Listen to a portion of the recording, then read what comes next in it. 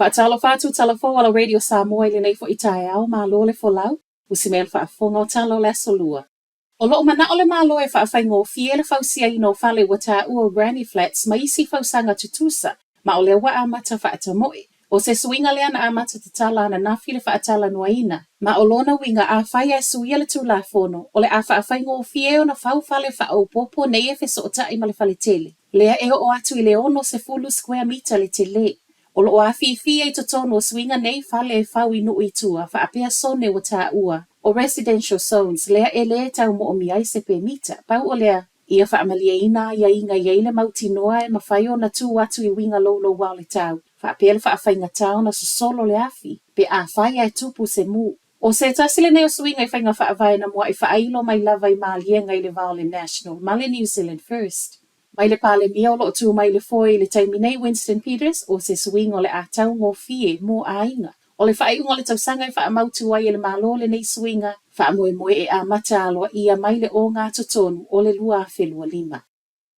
Tūlau ele manuia le whainga malanga le Virgin Australia i Invercargill le ana tā ua mai na vaaya e nisi, le afi na sau mai le afi o le vaalele. E ono sfuma le fitu le pasese whaapele o whainga aluenga. Sa iai lunga le whainga malanga le nei na tu ua Queenstown whaamoe mo me le pone au Sitalia. I le tau le ono i le afiafia na nafi. Ma i whaamauninga mai le sui o le kamupani vaalele, e le aisa isi nā whainai. I ata na tapu e ina e nisi o lo oilo ai le afi sau mai le afi o le vaalele ma o lo otoe mo li mau i tala le One News. Na whaalo mo ina fo i le pa o le otele sau mai le vaalele a o iai lunga le vani monimo. Ai le pasese sai lunga le vaalele i lea taimi o lo otoe mo li mau o le analongo ina i lato e le kapeteni o le vaa. Na tai ai manulele i le taimi na alu ese mai ai mai le malai vaalele i Queenstown.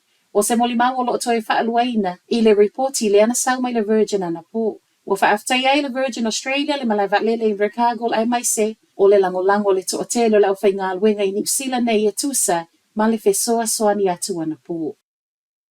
Wa ngau le leibai ma o lewa vaai le Deloitte New Zealand na te pu lea na kamupani e tolu. O se tala whaanono a tele e tusa ma moli mau le whaatonu Gary Roloff e le ngata mo ia a o lana au whainga aluenga. O le leibai o se pisinisi o lo mawhaiona whaao ngai ana paanga whaatau le whainga e vave mawaile o loa. A e tongi moli i totono le ono vai aso.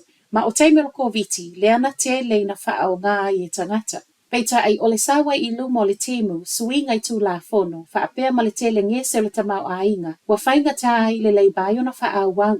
Whaamauti no mai ai le Deloitte o le watu umanei le receivership le Leibai Group Holdings Limited, Leibai Holdings Limited ma le Leibai Australia Limited.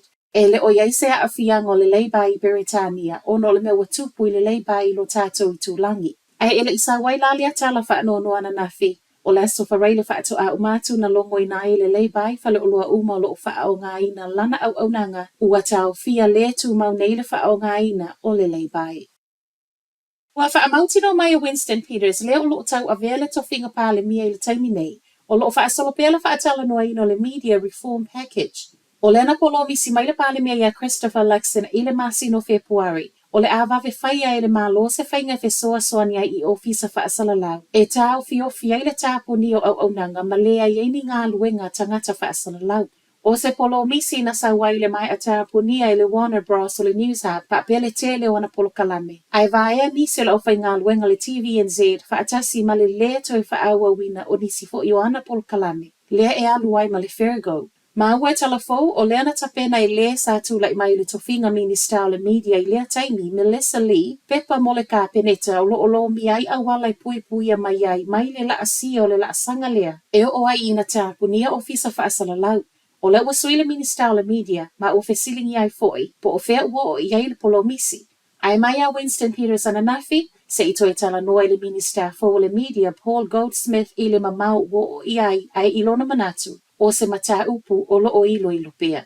Matala muli, ua toi whaato esef alawa i tele la pule sili la kamupani vaalele le e New Zealand Great Foreign, i pāsese na whaatu waiwhai ngā malanga i apani ananafi onor whaatalingo i lato. Luai tu la leana tuai iai o nalu esef whai ngā malanga le e New Zealand mai Brisbane i Ausitalia whaamoe apani. A o whaatali le taunu uato le au malanga limas fulmale lua sui o le malo whaapea whaaululungo pisinisi. Le ana toi sui muli se vaae whaawa wai i apani. Ona ua whaale tonu le vaale ami.